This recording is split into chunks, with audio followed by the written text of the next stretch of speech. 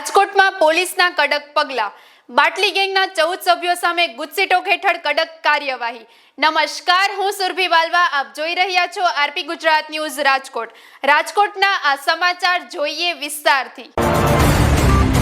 રાજકોટમાં રણછોડનગર અને રેલનગર વિસ્તારમાં ફફડાટ મચાવતી કુખ્યાત બાટલી ગેંગ સામે શહેર પોલીસે લાલ આગ કરી। ક્રાઇમ બ્રાન્ચે ગેંગના 14 સભ્યો સામે ગુજસીટોક હેઠળ કાયદેસરની કાર્યવાહી શરૂ કરી। ગેંગના સભ્યો છેલ્લા 10 વર્ષથી ખૂન, લૂંટ, નશા વેચાણ અને પોલીસ પર હુમલા જેવા 57થી વધુ ગંભીર ગુનાઓમાં સંડોવાયેલા છે। મુખ્ય આરોપી સાવન ઉર્ફે લાલી હાલ જેલમાં છે, જ્યારે 11 સભ્યો પોલીસ કસ્ટડીમાં છે। બાકી 3 ફરાર આરોપીની શોધખોળ ચાલુ છે।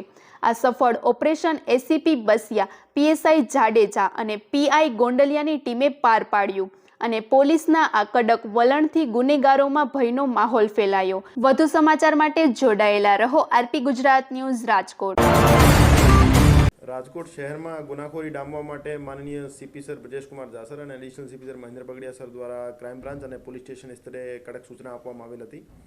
શહેરમાં સંગઠિત ગુના આચરતી ટોળકીઓને ક્રાઇમ બ્રાન્ચ દ્વારા આઈડેન્ટિફાઈ કરવામાં આવેલ છે।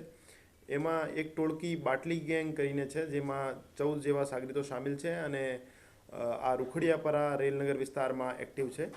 એના વિરુદ્ધ ગુજસીટોક હેઠળ કાર્યવાહી કરવા માટે એસીપી શ્રી બસિયા સાહેબ અને એમની ટીમ પીઆઈ શ્રી ગોંડલિયા સાહેબ, પીઆઈ શ્રી ડામોર સાહેબ અને પીઆઈ શ્રી જાદવ સાહેબ, પીએસઆઈ શ્રી જાડેજા સાહેબ દ્વારા મહેનત કરી જીસીટીઓસી હેઠળ એક દરખાસ્ત તૈયાર કરવામાં આવેલ હતી અને જેના આધારે પ્રનગર પોલીસ સ્ટેશનમાં એક ગુનો દાખલ કરાવવામાં આવેલ છે। આ ટોળકીમાં કુલ 14 સભ્યો સામેલ છે, જેનો લીડર તરીકે સાવન ઉર્ફે લાલી છે, જે હાલ જેલ હવાલે છે।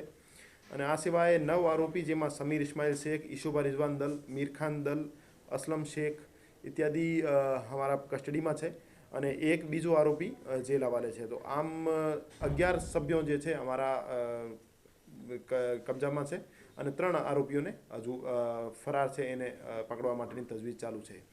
આ આરોપીઓ વિરુદ્ધ ખૂનની કોશિશ, લૂંટ, ગેરકાયદેસર મંડળી, પોલીસ ઉપર હુમલો, એનડીપીએસનું વેચાણ જેવા 57 કરતાં વધારે ગુના છેલ્લા 10 વર્ષમાં દાખલ થયેલા છે અને એને ધ્યાને લઈને એના વિરુદ્ધ જીસીટીઓસી હેઠળ એક કાર્યવાહી કરવામાં આવેલ છે।